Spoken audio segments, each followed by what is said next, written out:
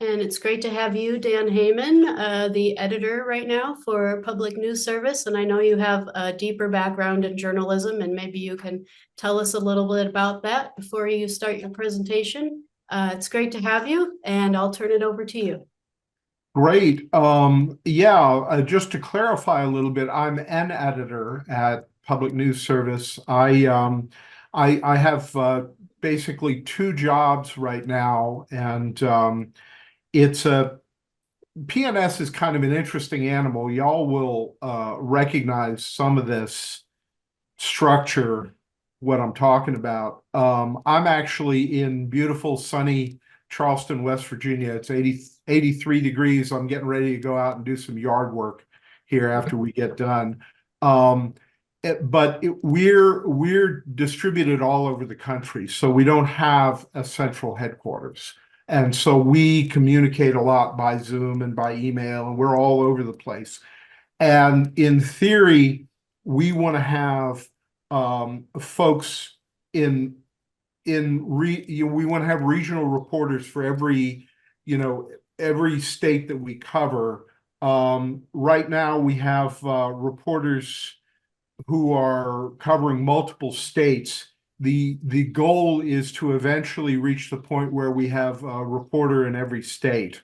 But we're also at the same time expanding the number of states that we cover, which is what I was kind of talking a little bit about with Alabama. I think it's our reporter there, I'll check here in a minute, has started to do reports there, and we cover 40 states, and we try to have at least one, and generally like to have, it's required that we have one, and I think there's a new requirement coming online that we have two stories from every state we cover every week. Eventually, we want to build on that, but we're in 40 states, and if you're in one of the 40 states that we cover, or if you're interested in one of those states, you can sign up for getting our material for free, ad-free, totally free. Did I mention that it's free? And it's radio ready, quality reporting from regional reporters who know the area, and they'll send out these stories. In theory, I think for every one of the 40 states, we're supposed to get two stories a week, so always fresh material. And I'll get into a little bit about how the stories work and how you sign up for it in a second. But just a little more about PNS. One of my more important jobs, you mentioned political coverage. And this is, I think, probably the thing that I feel the most passionate about right now at PNS, along with being one of the regular editors, online editors looking at the stories. I am the editor of our political 5-day-a-week newscast. We have a 5-day-a-week, 3-minute newscast called 2024 Talks, which we're actually doing in conjunction with Pacifica. And it's only 3 minutes, but boy, that's a tight 3 minutes. I am very impressed with the producers that we have doing that. And I know that that is made available via I don't know what it's called, but Yes, it's on our audio port. Yes. yes, the audio port. And it's available on the PNS system, but it's also available on the Pacifica audio port. We have 3 newscasts. We do a morning, we used to call it the daily newscast, which was just general headlines and sort of the best of the public news service stories from that day. And that's 6 minutes. Now we're also doing an afternoon update. So that's general news, the best of the stories that we're producing that day, and that's produced 3 minutes a day, and twice a day now. We've got the afternoon update for that. But that's 6 minutes long. It's got a break in the middle, so if you can only run 3 minutes, it's designed to be broken in half. Every day, that's there. The afternoon update is starting to be there every day. We also have the 2024 talks, which is the cast I edit, and that's 5 days a week. The regular newscast, I should also make clear, that's also 5 days a week. So when I say every day, it's it goes up late Sunday night, and then for Friday, it goes up late Friday night. But it's 5 days a week. And then we also have a rural specific newscast that we do in conjunction with the Daily Yonder, which is 3 minutes, the news from rural America. I'm also the editor of that, and it's called the Yonder Report. And that's a good cast. It gets a lot of coverage. That'll run sometimes in 3 and 4 million. An edition of that will get picked up by stations with aggregate audiences of 3 and 4 million. Right now, the politics newscast 2024 talks is getting picked up. A typical edition of that will be picked up by radio stations, including some of the big Pacifica stations and WBAI, but it's also getting out there with like there's a Christian news network in New York that's very conservative, and I'm proud to say that they pick us up every day. So it's we're maintaining our credibility, and it's not that we don't have an opinion, but we're very scrupulous about truth and attribution, and it's not something that someone who has a political disagreement with the public news service would be afraid to run, because it's very, like I said, we're scrupulous about our credibility, we're scrupulous about our sourcing and our attribution. And so it's being picked up by stations with upwards of 2.5 million a day, 5 days a week. So I'm very pleased with that. Very proud of that product. So let's talk a little bit about the daily news that we're getting from every station. So let me pull up. You can go to our public facing website, which is also where you'd want to go if you want to sign up for our material. But starting with the public facing website, let's go. We mentioned, let's see here. Alabama. You want to do like a share screen thing, Dan? I'm not sure how to do that. There's probably a way to do it, but I don't know what that is. But let's Okay.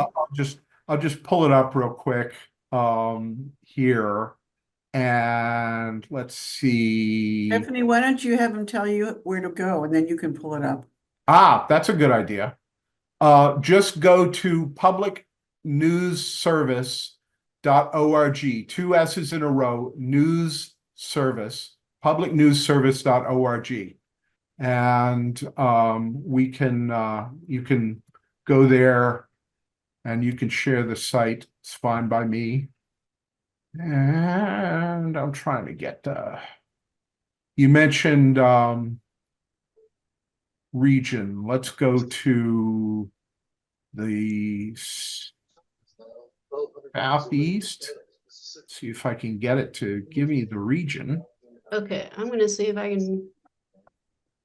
Okay. Where'd it go? Did I put it on the Giving wrong you the thing? Midwest and the Northeast. Oh, that's what I did wrong. Okay. Okay, I'm just gonna do this and then go to.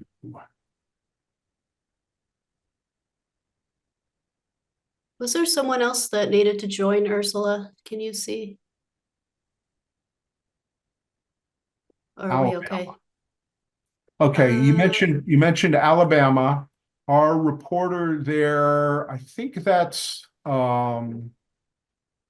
So where was I to go? I'm on At the top, you see there's region, and region. then pull down menu to go to the southeast, and you can go to Alabama, since we mentioned Alabama. That's right. Ursula, Dan was saying they have reporters in 40 states now, and they're shooting for all 50. Yeah, we have reporters covering 40 states. I don't know that we Oh, have covering, a yeah. reporter in the goal is to have a reporter in every state. Eventually, we want to have a reporter in every state in all 50 states, but that's a significant level of growth that we would have to go through. But our reporter there, who's covering Alabama, I think she may be in Tennessee. I'm not sure, but wherever she is, it's Shantea Hudson. She's a new reporter. She's very good. I like her work a lot. And her most recent story in Alabama is calling on Congress to reduce state prison populations. Right. So this is criminal justice reform.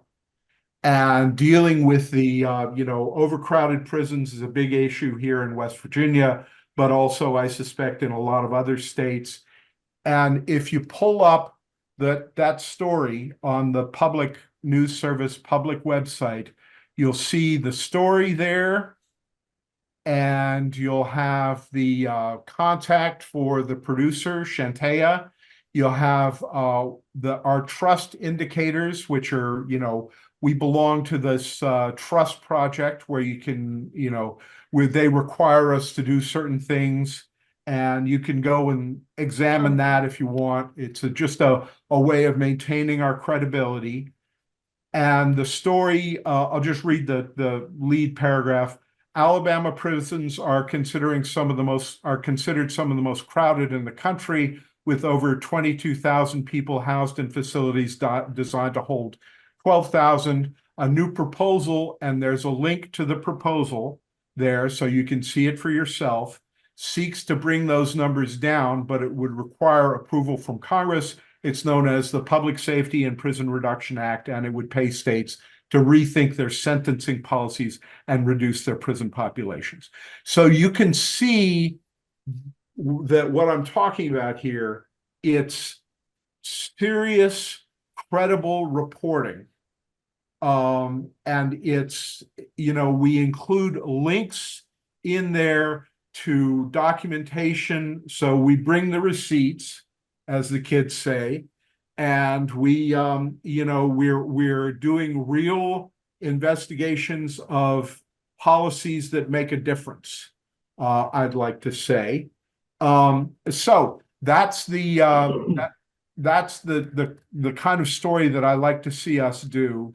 And we, as I said, 40 states, and I'll give you in a minute, I'll tell you how to sign up for finding out what's coming out in each of those 40 states. If you want to, you could hit the play button there, and maybe we can hear the story itself. It's radio ready. It's, quality broadcasters. We make sure that the folks who, down there on the button, it's not the one, but that's fine. Just, hit the play button. Is that going to play for us? I'm not Can you here. guys hear that? No. No. Okay. Okay. Okay, well, Let me I see can. Okay. You have to hit a thing to, Oh, you have to hit It's a like allow audio. thing. yeah, you have to allow the audio. Okay. Well, I'm sure Well, they let's believe not- it's real.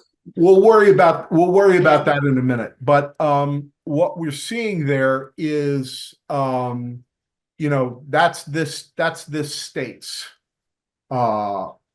story for the most recent story.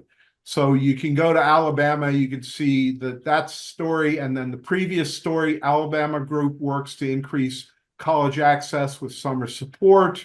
UAW challenges election loss at Alabama Mercedes-Benz factories. So we're covering, also sort of day-to-day news, in a serious way. We've got advocates for restorative justice, second chance policies in parole system. Let me see if I play the UAW story. We'll see if folks can hear that. The United Auto Workers Union. Can you hear that? continues to fight to add I workers can. to Alabama Mercedes-Benz plants in Vance and Woodstock to its union goals. Despite losing the union election by a narrow margin this month, the UAW has accused the automaker of misconduct and is seeking a new election. The union has filed a complaint with the National Labor Relations Board alleging that the company illegally intimidated workers into voting against the union. UAW President Shawn Fain. This company engaged in egregious illegal behavior. The federal government and the German government are currently investigating Mercedes for the intimidation and harassment that they inflicted on their own workers. The objections are being reviewed by the regional director of the NLRB, who has the authority to order a hearing. If it's determined that the employer's actions influence the election, a new vote may be ordered. Governor Kay Ivey has said the plant's workers have made their voices heard and that the UAW should respect the outcome. Ivey and others Okay, so that's just a taste of the kind of thing that we do. And that's coming out, as I said, in 40 states, free of charge, no advertising, just available for download, radio ready, 40 states twice a week. So if you're interested in this, how do you get it? Okay, how do you want to, if you want to follow us, you go to the media outlet sign up button there at the top of the page. That's the one. Yep. Okay. And then there's a short form there and you just fill it out and you open that, send that message to the system. The system will send you a unique media identifier, which is just a number, right? And then you enter that, and I don't know whether you have to have a email, a password or not, but it'll walk you through the system, and it's entirely painless. It's totally painless. You'll get the ID number, and then how it works is you can go to the website, you can log in using that unique identifier, and it'll create for you a unique page for the states that you say you're interested in. So let's say you're on the border between Indiana and Ohio.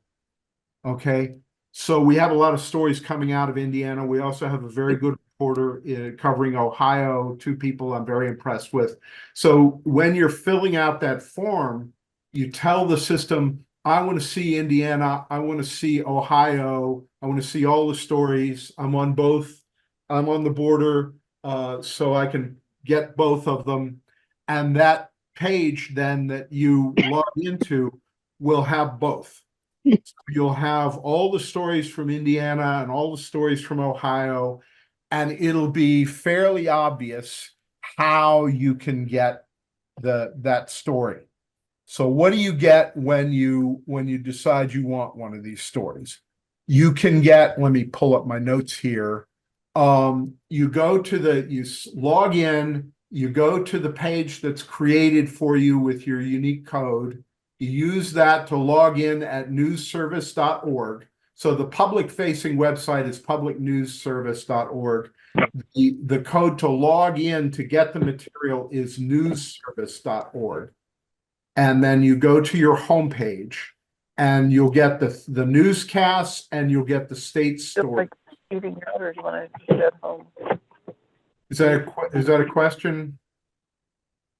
I think that was just some background noise. Okay, fine. Okay, so you create that and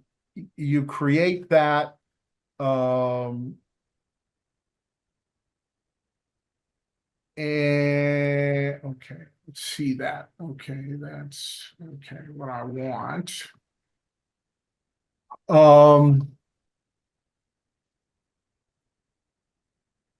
So that is you'll go to your page created for you, and then you'll have the options with the newest material at the top, and then as you go down through the page. You'll have older stories you can use, or you can run at any get at any time. And at that page, you will be able to read and download the text for each story. You can get the broadcast script, including in cues and out cues. So if you just want to do rip and read, you can get the sound bites, and you can get the text, and you can edit that however you see fit. Or you can just read it the way it is and play the sound bites if you want to do rip and read. Or you can play a short version, which is typically, we try to keep it under 40 seconds. More often, it's really under 50 seconds. But there'll be a short version you can get, and there'll be an intro for the short version, and then the audio for the short version that's voiced by our reporters. Or there will be two long versions, which will be, the rip and read, maybe it has 2 or 3 sound bites, right? With all the copy that goes along with that. And the short version will typically just use the first sound bite.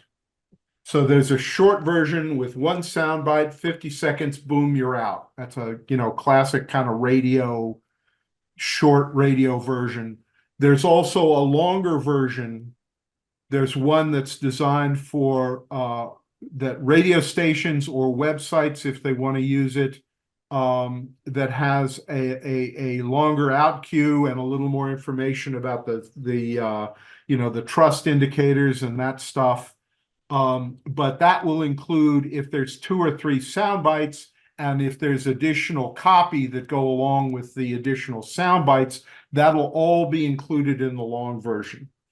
There's a version with an out cue that says Public News Service reporting Shantea Hudson, to you pick on her.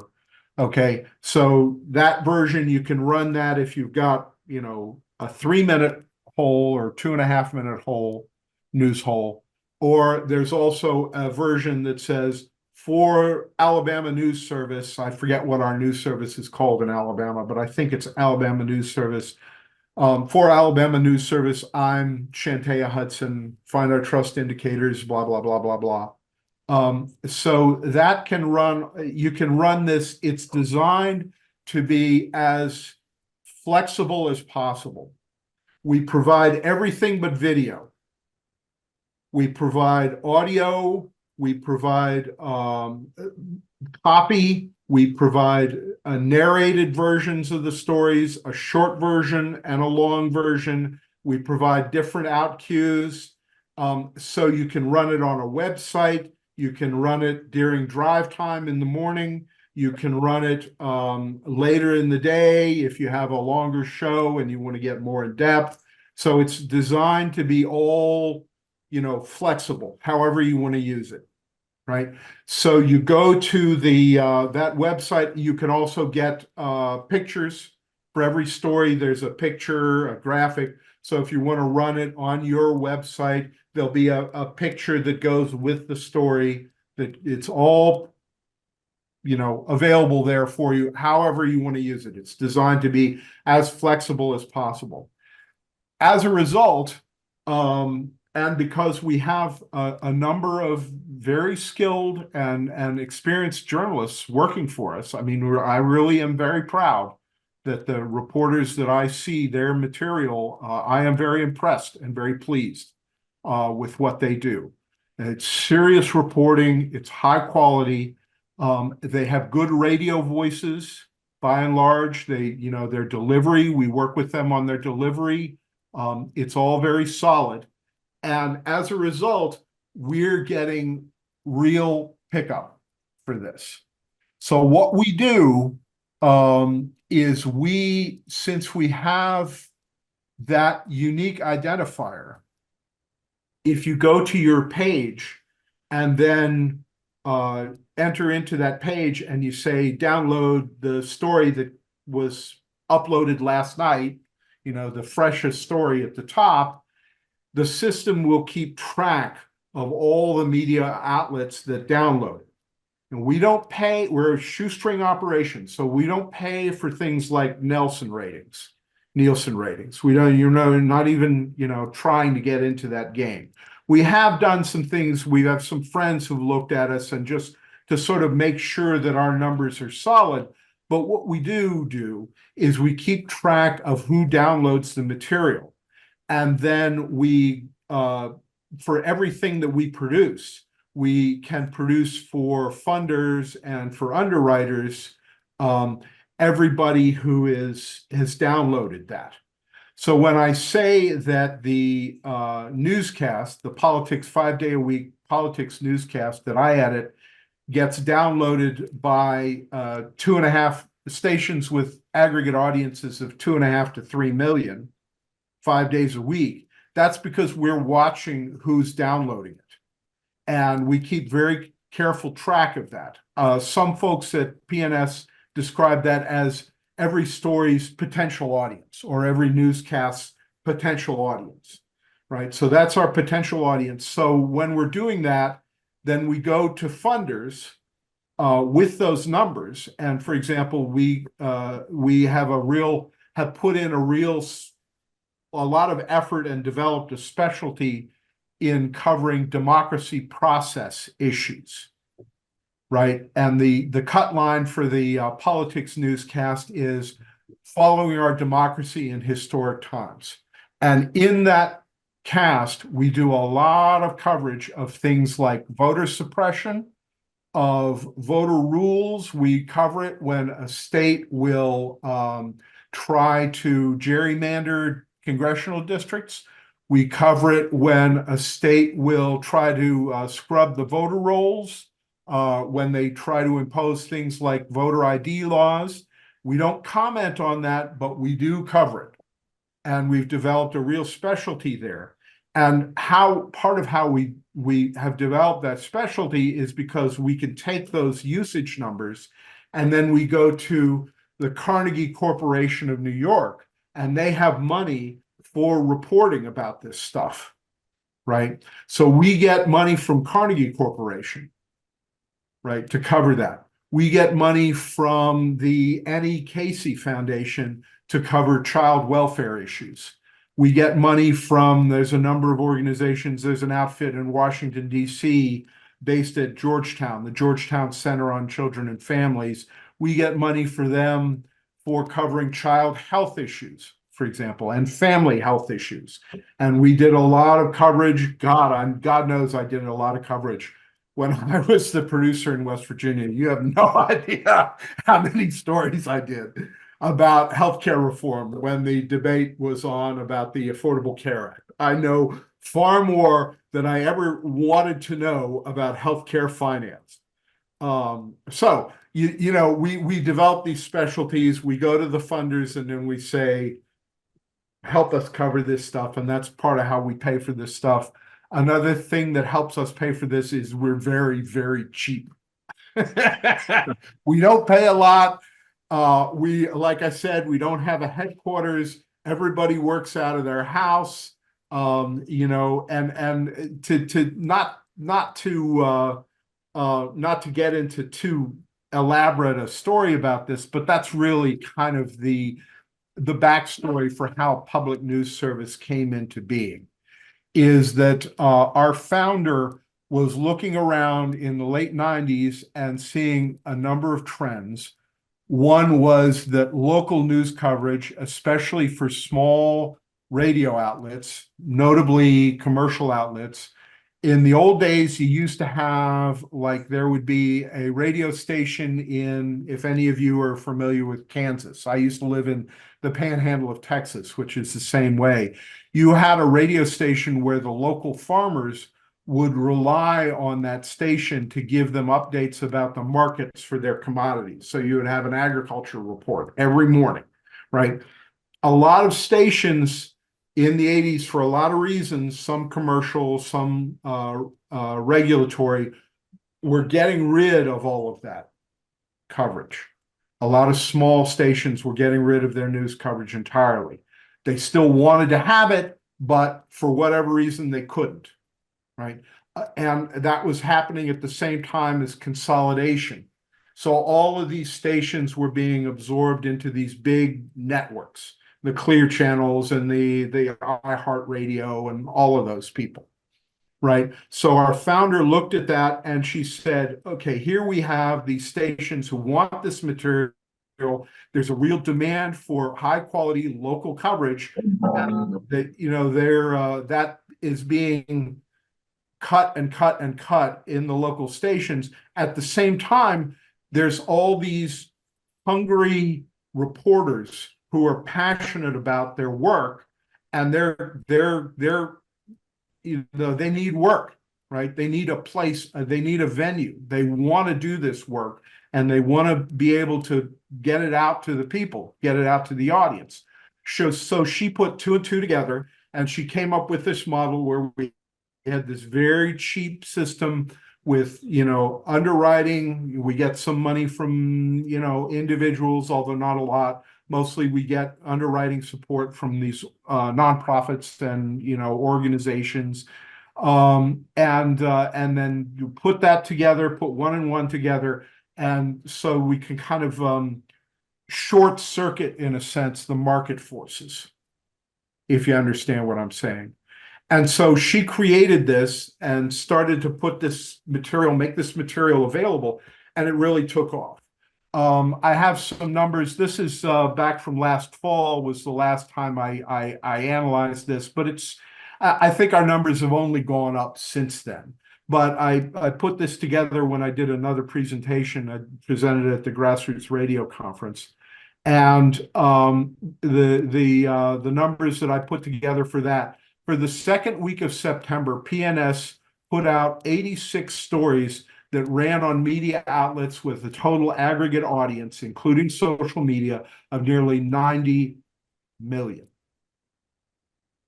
And what that says is that our founder was right, that there are stations that want quality local news coverage, and they have to find a way to be able to make it work financially. And since we're providing this stuff free and with advertising, they're very, very interested in this. The daily newscast, which is, as I said, it's just headlines and the best of the local PNS stories that ran for that day.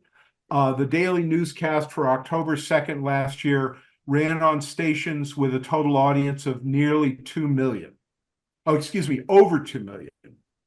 And the politics cast, the one that I edit, 2024 Talks, ran on stations with a total audience of over 1 million. That was that day. Since then, we're up, and that's consistently been over 2 million. It's typically ranging between 2.5 and 3 million is where our aggregate, the media outlets aggregate audiences is for 2024 Talks. The Daily Yondercast, that's the once a week that goes up on Wednesday afternoons, and it ran on 133 stations with an aggregate audience of 3 million. So these are, you know, these stories are really getting out there, which is, I sometimes will say that this makes PNS the most important network you've never heard of. Because it's designed, we're not branding this material for us. I mean, you do have the PNS out queue as a standard out queue, but if you want, you can run the short version, and it'll be just, you know, Dan Heyman reporting or Shantea Hudson reporting. And you can put that on your station, and it'll be, you know, PNS can be entirely invisible if you want it to be that way. Which is also, you know, the material, when you download the material, you do cut and copy or whatever. We're not trying to promote the station to the general audience. We're providing this material for free, and it's quality material, but we don't feel like we have to get known for that. It's nice to be known within the community of broadcasters, within the community of news people. That helps us. But the general audience, if they never realize that it's what PNS is, that's fine with us. We don't really care. And you know, those numbers are you know, what happens, as I say, when you offer, you know, quality journalism for free. And I want to stress one more, you know, again, if you go to publicnewsservice.org and you sign up on the media outlet, you can get, you know, the stories, you know, a report emailed to you every day about what's there, and you can use it or not use it as you see fit, however you see fit, for free. There's no embedded advertising. There's no, you know, there's no commercial implications to any of it. We put it there, you use it. And you can do that. You can go to newsservice.org and then log in with your identifier. A lot of stations may already have a unique identifier if they signed up before. I assume that if you sign up again, the system will just send you that unique identifier again. And you can just download the long version, the short version, just the sound bites, text, download the images that go with each story. And you can, and then it has the in cues and out cues all made to be, you know, radio ready, stress free, advertising free, cost nothing. Are there any questions? I'm going to play some more of our product here in a minute, but I want to stop here. It's a good time, I think, to say, you know, does anybody have any questions about how this works?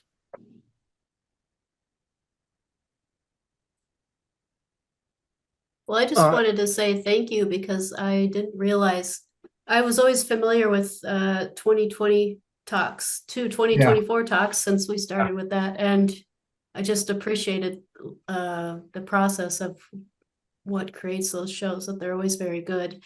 But I didn't know you could curate your own news channel for your own stations. That's really cool.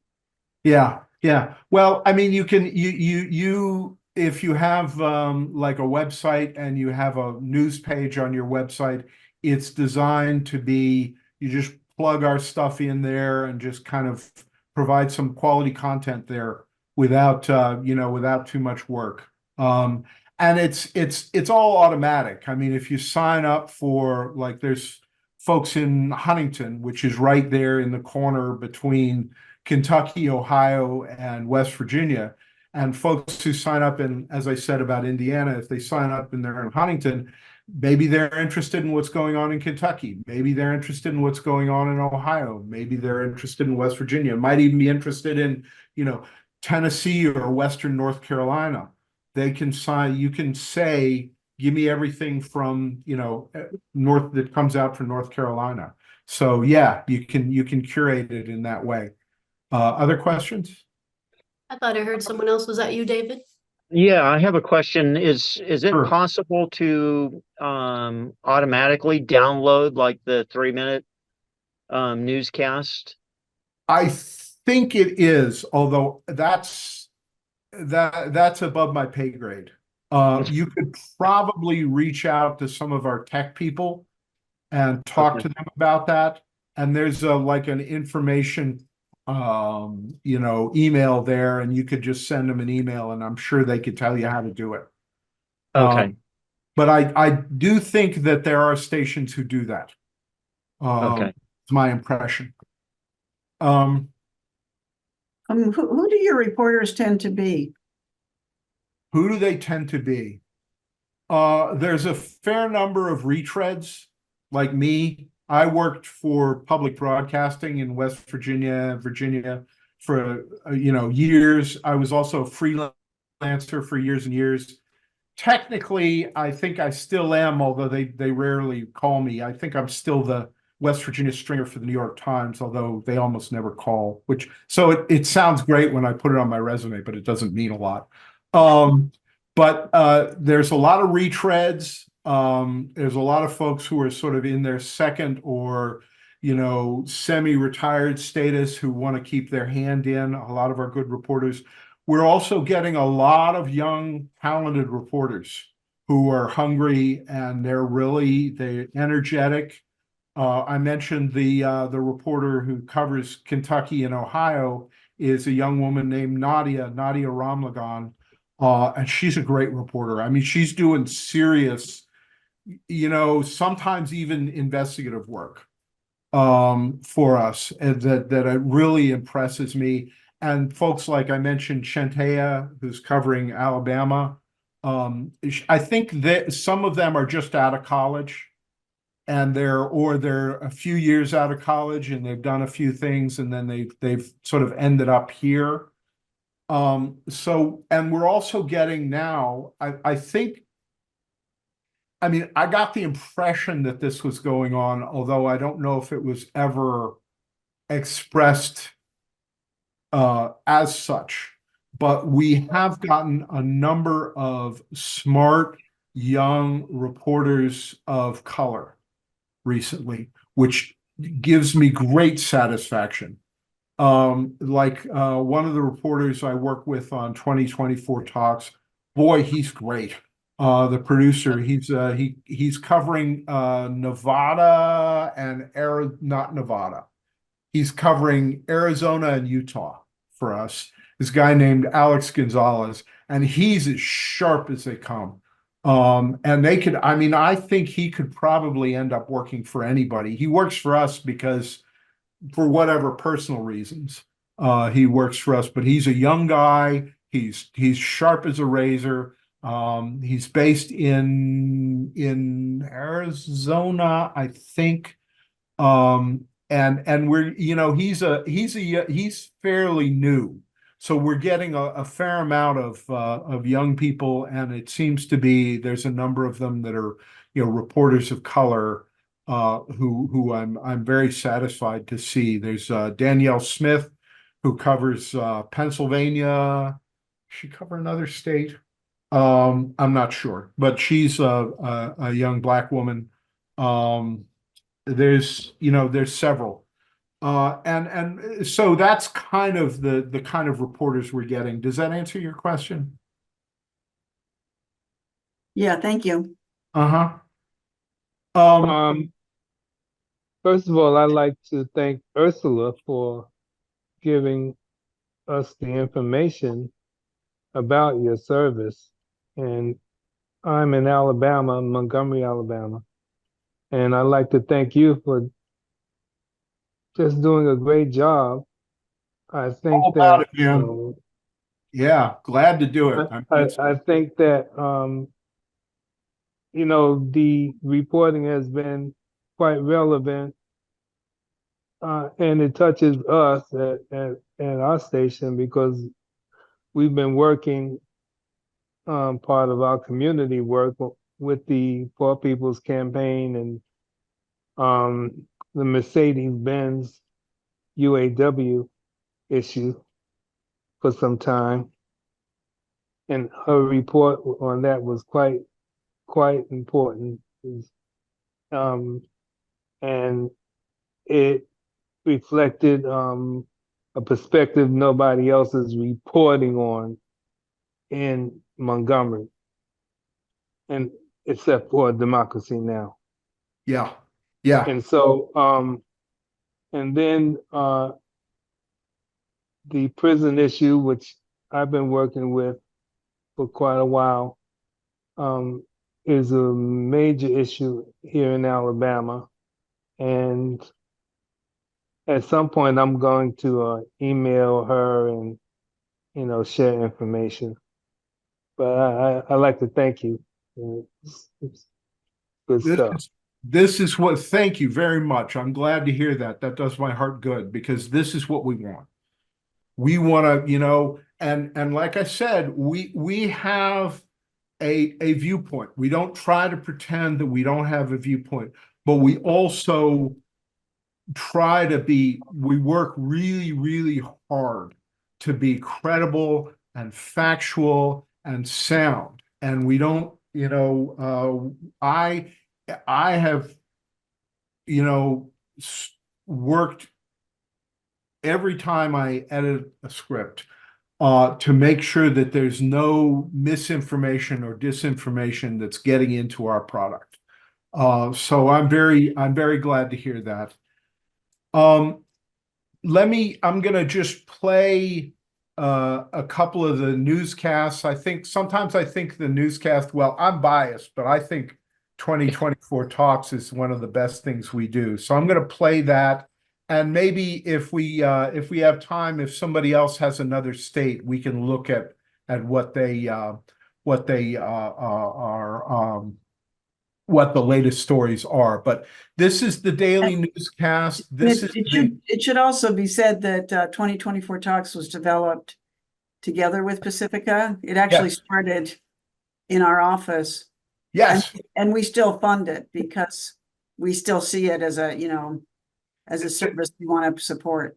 That's an interesting story, actually. It started because in 2020, is that right? It started in 2020 because there was a need for on the ground reporting from the early primary states, including Iowa, and there were reporters who could do that.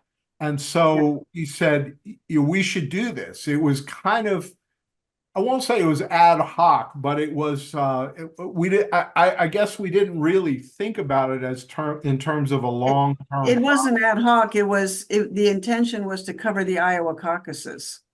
Exactly. So we had a reporter here in our office in Iowa covering the caucuses, and then we decided to continue after that.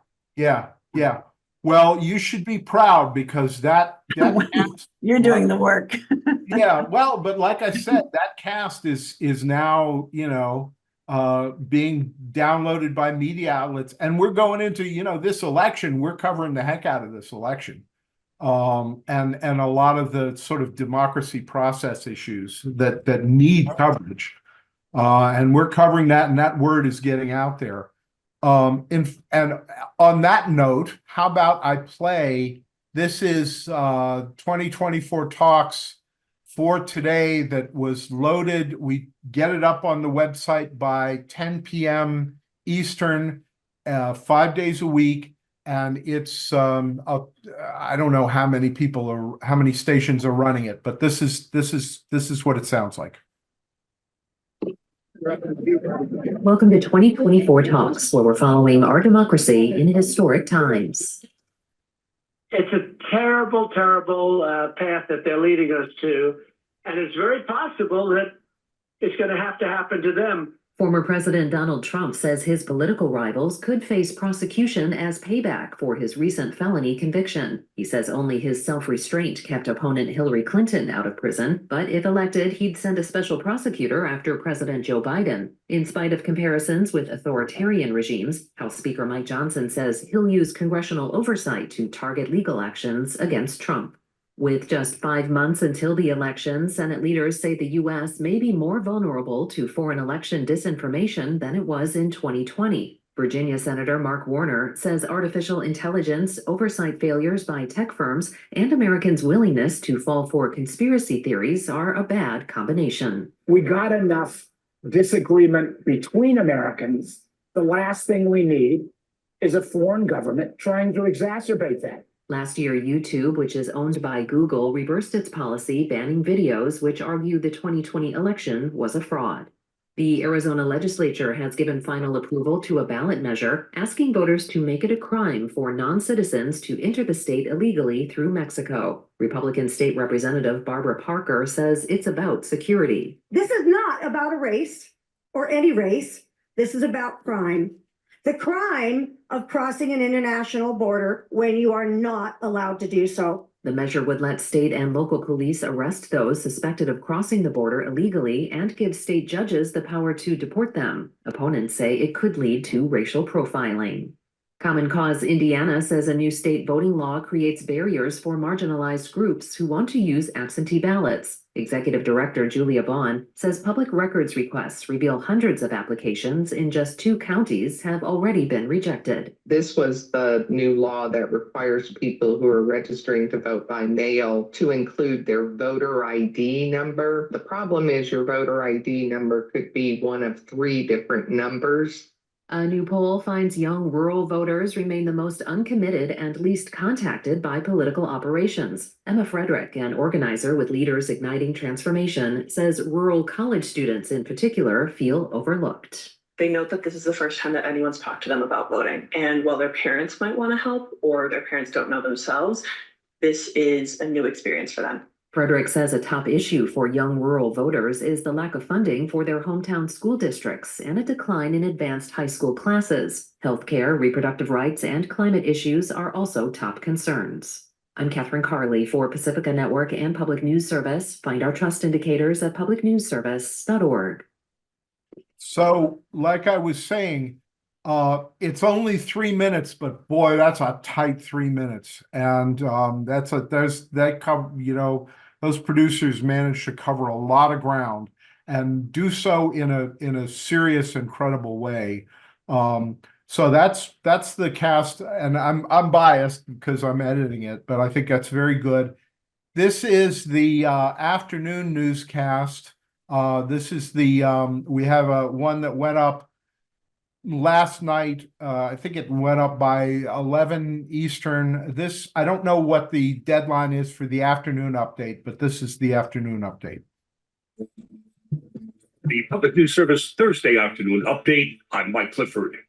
Newly signed Connecticut laws can improve access and the quality of health care for the state's seniors. One significant change is extending a pandemic-era telehealth law slated to sunset this month. Law authorizes more types of healthcare providers to offer telehealth services and lets out-of-state authorized providers practice in Connecticut. Nora Duncan with AARP Connecticut says the law also makes this a cost-effective healthcare option. You can't charge an uninsured patient more than the Medicare reimbursement rate for telehealth services, or an HMO, for instance, can't reduce the amount of reimbursement they pay the telehealth providers for covered services appropriately provided through telehealth instead of in person. She adds the law prevents reimbursement rates from biasing providers for or against telehealth. Surveys show seniors use telehealth more, with 70% of adults 50 and older saying they're comfortable with these services, but some older adults prefer in-person visits for diagnosis accuracy, thoroughness, and providing a personal touch. I'm Edwin J. Vieira. And the Fulton County election interference case against President Donald Trump may have ground to a halt today as the State Court of Appeals issued an order staying any further work until it decides whether DA Fani Willis should be disqualified. That from the Atlanta Journal-Constitution. They report this means Superior Court Judge Scott McAfee, who had planned to move forward on the case, may have to wait until it's sent back to him. The appeals court is considering whether to remove Willis and her office from the case because of her romance with the outside attorney she hired as a Trump special prosecutor. And a proposed waiver would eliminate Medicaid issues by ensuring uninterrupted coverage for qualified kids until they turn 6. The details from Danielle Smith.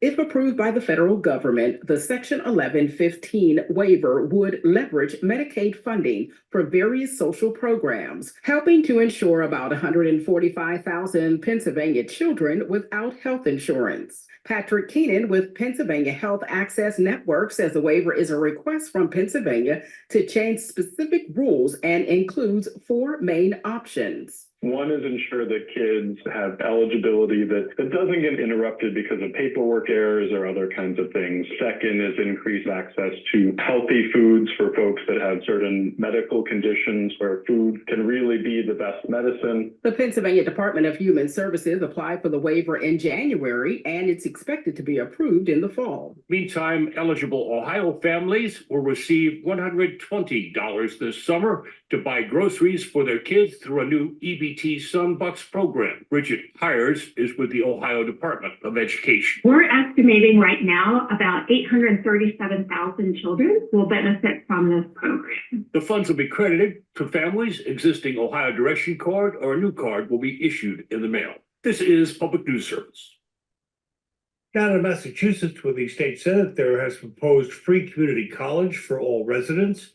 but educators say an influx of new students could overwhelm the system. The Mass Educate plan invests $75 million in new spending to cover tuition and fees and creates a fund for emergency costs like childcare, which can derail a student's graduation. Democratic State Senator Joe Comerford of Northampton calls the program a win for social equity and a boon for the state's economy. We know that earnings increase, we know health increases, we know opportunity increases with every degree that someone gets, beginning with community college. The state's new millionaires tax would fund the program, but educators in the state's 15 community colleges say they're already struggling to retain faculty whose salaries are more than 50% behind those in California, the state with the cost of living most similar to Massachusetts.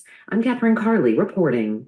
Next to the city of Lansing, once teetering on the brink of bankruptcy, it's gotten a boost from millions of federal dollars. The funds are a combination of big national investment initiatives in Congress, from the bipartisan infrastructure law to the Inflation Reduction Act. The money has been poured into projects like transitioning coal-fired power plants to natural gas, providing new equipment for first responders, and solar upgrades for school buses. One major investment is electric vehicle manufacturing, with an $8 million grant matched by $2 million local dollars. Lansing Mayor Andy Shore says it's expected to create 1,700 jobs. Making sure that we've got people that are educated that can build these batteries in cars and place these charging stations. There's lots of job opportunity, especially through our union employees, through our IBEW and UAW. The mayor says they're also using the tax credit provisions in the Inflation Reduction Act to help with infrastructure projects, including wastewater treatment. He's also hoping to land funding from the CHIPS Act to revitalize an old General Motors plant. Crystal Blair reporting. Finally, Ross Brown lets us know for 15 years, U.S. restaurant chains have pledged to stop using gestation crates for pregnant pigs. But a recent report from an animal welfare group says many are still dragging their feet. Devin Deere with the group Animal Equality says too many restaurants still source their pork from suppliers who lock pregnant pigs in cages so small they can't turn around. 11 states, not including New Mexico, have already made the practice illegal. For good reason, says Deere. Pigs are under lots of stress in a crate, and more stress means more antibiotics.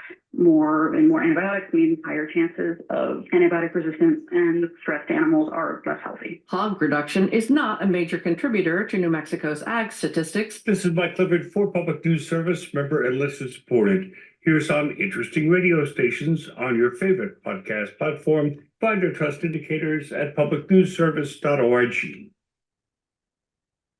Okay, so that's 6 minutes with a break in the middle, and that was based largely, I guess we probably had a number of stories there, so there wasn't much kind of outside headlines. He does like to hit the high points in the news that day, but we had a story from let's see, Ohio, a story from Pennsylvania, a story from Connecticut, Massachusetts. All of those different state stories, those were all local stories produced by our producers in their states. So that's the afternoon update for the daily newscast. And this is the once a week Daily Yonder Report, or Yonder Report, which we do with the Daily Yonder, and it focuses just on rural issues. For the Daily Yonder and Public News Service, this is the news from rural America.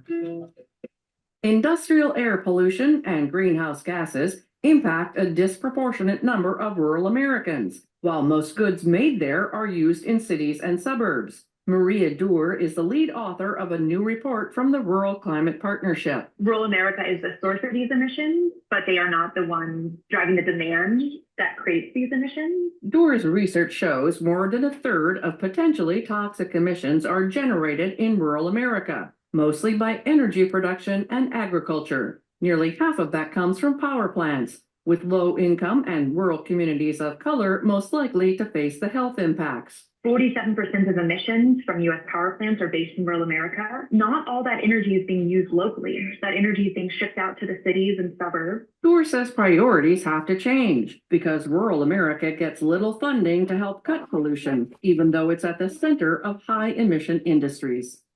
Food justice advocates in Colorado want lawmakers to keep supporting a program that serves free breakfast and lunch to public school students. Susanna Brown has more. 1 in 6 Colorado children don't get adequate nutrition. That's why Anya Rose with Hunger Free Colorado says the Healthy School Meals for All program is essential. It's making a big difference for addressing food insecurity. It's making Colorado a better place to live, a better place to raise kids. The program started serving every K-12 student during the 2023 school year, but participation was higher than expected and the money will run out at the end of next year. Rose says it needs dedicated funding. We're working on trying to bring forward a referred ballot measure that would raise additional funds for the program so that it could be fully implemented and sort of secure the future of the program.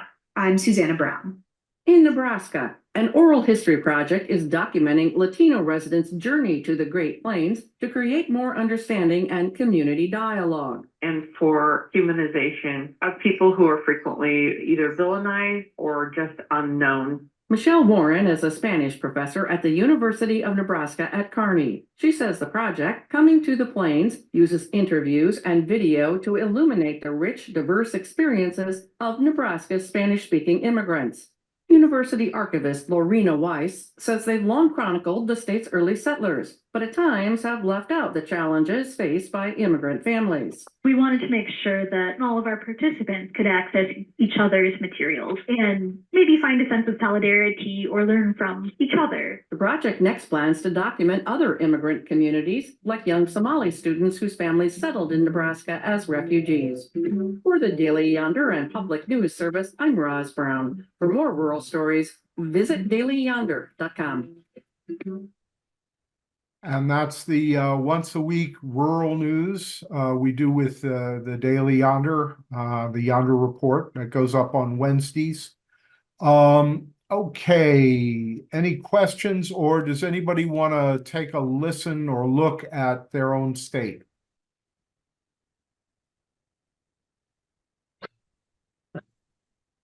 Yeah, California. Okay. Oh, Suzanne. Yeah. Suzanne Potter. She's a great reporter. I'm amazed at her work, how much she gets done. Let's take a look at California. And let me see if I can pull it up here too on mine. Yeah. Yeah. Public comment period on closing public comment period closing on sage grouse protections. Cool pavement coating helps California cities beat the heat. Vets exposed to Agent Orange at Fort Ord denied VA compensation. Report burnout a major concern in the nonprofit sector.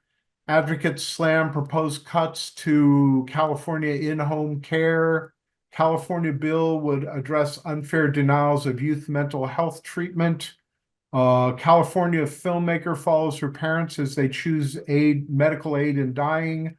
Focus on Farm Bill for Latino advocacy work in DC. Any of those strike you as interesting you'd want to hear? Well, we're in San Diego. We're right on the border. Okay. Let's see. Well, maybe we got. We do have farmers, Latino farmers. Okay, let's listen to that one. It's Latino Advocacy Week in Washington, D.C., and leaders in the Hispanic community are pushing improvements in the upcoming Farm Bill, which is, as you may well know, it's a much more contentious debate this year than it usually is, and the Farm Bill's reauthorization.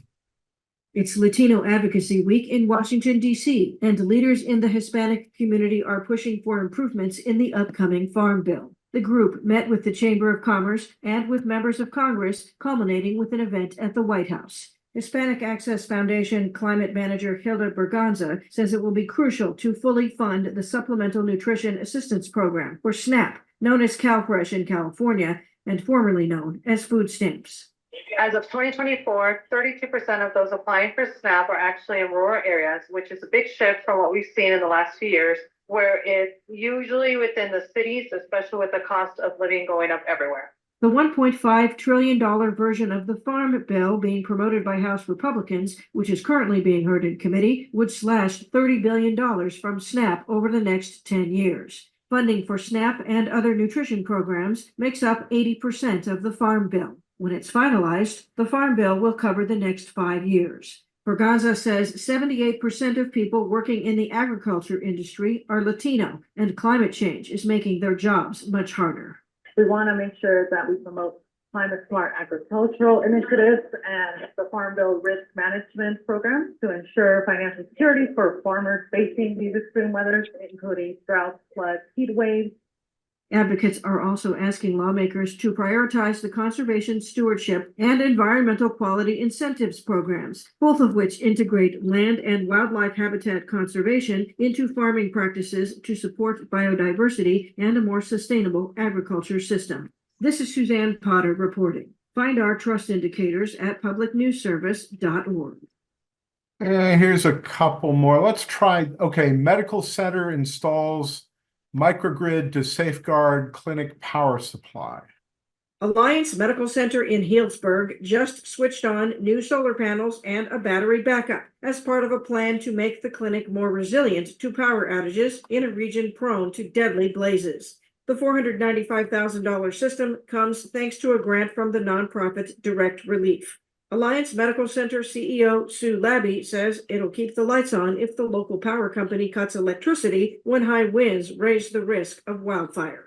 We have to come to a screeching halt, try and figure out alternative plans to transfer patients to other locations or postpone care to another day, which really is difficult when we serve a population of patients that are very vulnerable and don't always have their own transportation. The clinic in Sonoma County has had to evacuate twice in the past several years due to wildfire. Direct Relief has completed 5 similar microgrids at clinics in Laguna Beach, Los Molinos, Magalia, Mendocino, and Ventura, plus 16 other sites around the nation, and more are underway. The system can power the Healdsburg's clinic first floor for 15 hours. Labby says that means the pharmacy won't have to close during an outage. When we lose power, we can't distribute medications. And for some of our patients that are uninsured, that's the only place they can get medications. It also allows us to maintain the integrity of our medication storage on site as well as our vaccines. In the 2017 Cubs fires, we lost over $30,000 worth of vaccines.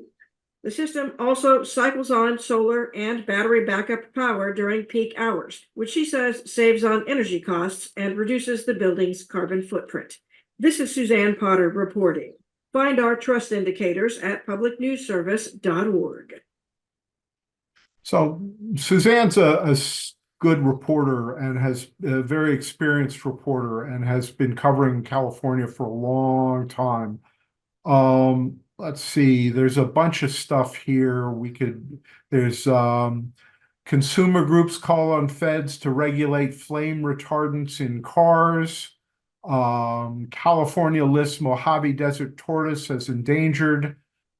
These are obviously highly local, which is one of the nice things about what we do, is since we have reporters covering every state. And I am kind of amazed that Suzanne can cover California by herself, but she seems to do it. But there's a lot to cover, but these are very much the kinds of stories that, local news coverage that is, being left behind because of the changes in the news industry and the consolidation in the broadcast market. Other questions? Want to hear more from California, other states, other questions? Anyone else have a question? Or comment?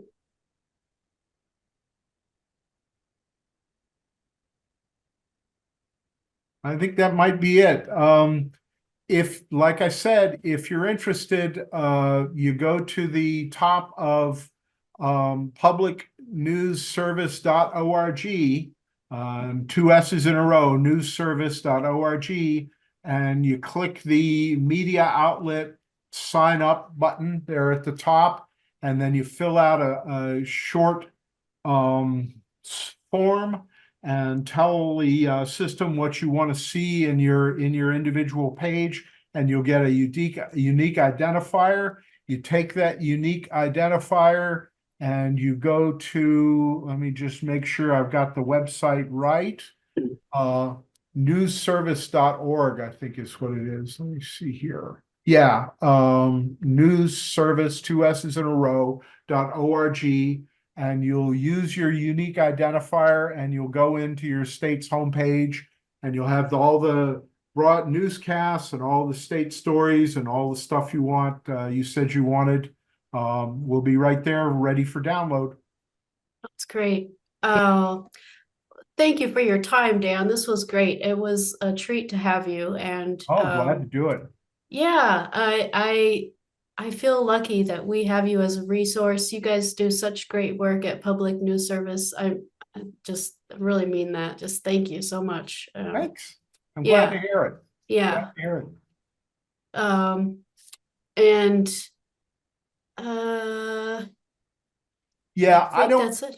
I don't know how the Pacifica website, the audio portal works, but I know that that some of our stuff is there. At least the 2024 talks is there, and so we do get a lot of pickup. Like, yeah, not only do we get that big, there's like a big Christian radio network in New York that picks us up, but we also get KPFA and a number of the the big Pacifica stations out in California.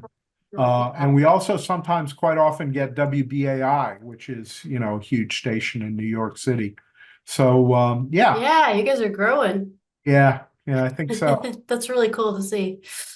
Well, thank you again. And it was a pleasure to have you. And thank you everyone for joining us. And have a great rest of your day.